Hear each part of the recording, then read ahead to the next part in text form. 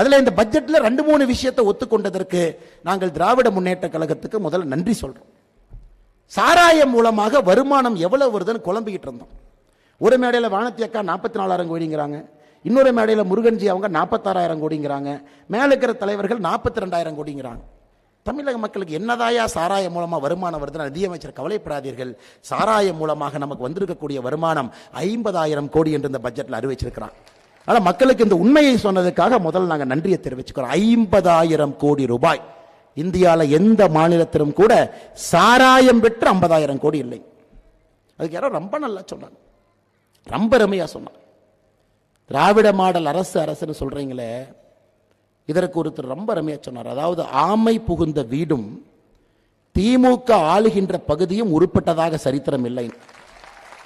ஆமை புகுந்த வீடும் திமுக ஆளுகின்ற மாநிலமும் உருப்பட்டதாக சரித்திரம் இல்லை. எப்பொழுதெல்லாம் திமுக ஆட்சிக்கு வருதோ மக்கள் பார்த்தீங்கன்னா 10 வருஷம் வெளியே வைப்பாங்க. சாதாரணமா இல்லைங்க, 10 வருஷம். எம்ஜிஆர் ஐயா அவர்கள் அரசியலுக்கு வந்த பிறகு தொடர்ந்து வெளியே வச்சாங்க. அதன் பிறகு 2011 இருந்து 21 வரைக்கும் தொடர்ந்து வச்சாங்க. தமிழகத்தை பொறுத்தவரை நமக்கு தெரியும், மக்கள் எப்பாச்சும் ஏமாந்து ஒரு முறை திமுக ஓட்டு போட்டுட்டா அதன் பிறகு சுதாரித்து குறைந்தபட்சம் 10 ஆண்டுகள் உள்ளே விடக்கூடாது. ஆனா இன்னைக்கு வானத்தி அக்கா சொன்னது போல ஒரு மாற்றம் என்னன்னா, திமுக தொண்டன் தெளிவா இருக்கான், நான் இனி விடவே மாட்டேன் சார் என் தலைவர் ஆட்சி அமைக்கிறேன். இதுதான் கடைசி முறை. திமுக தொண்டர்கள் தயாராக இருக்கின்றார்கள். 2024 இருந்து நான் ஓட்டு போட மாட்டேன். ஐயா இன்னைக்கு ஒரு பத்திரிகையாளர் சர்வே அவங்க சொன்ன மாதிரி பாருங்க, இன்டர்நேஷனல் மேகசின்ல இருந்து நம்முடைய நிருபர்கள் எல்லாம் இன்னைக்கு வந்திருக்கிறான். எல்லோரும் இன்னைக்கு பாரதிய ஜனதா கட்சிக்கு ஆதரவு சதவீதத்தை போடுறாங்க. ஒரு பத்திரிகை 20%, ஒரு பத்திரிகை 24%, ஒரு பத்திரிகை 17%. பிரசாந்த் கிஷோர்கிட்ட போய் இன்டர்வியூ எடுக்கிறாங்க, எப்படியாச்சும் பிரசாந்த் கிஷோர் மாத்தி பேசுவாரான்.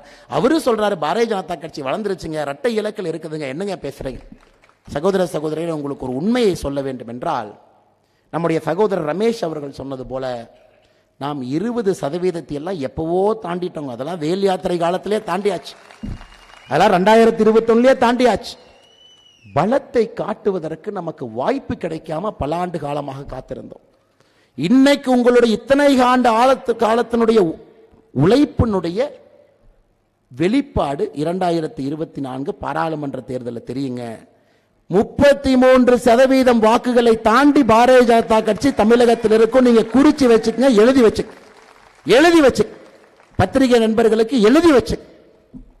தலைகீழாக நின்று தோப்பு கரணம் எதிர்க்கட்சிகள் போட்டாலும் கூட இது பாரதிய ஜனதா கட்சியினுடைய காலம் என்று மக்கள் முடிவு செய்திருக்கின்றார்கள்.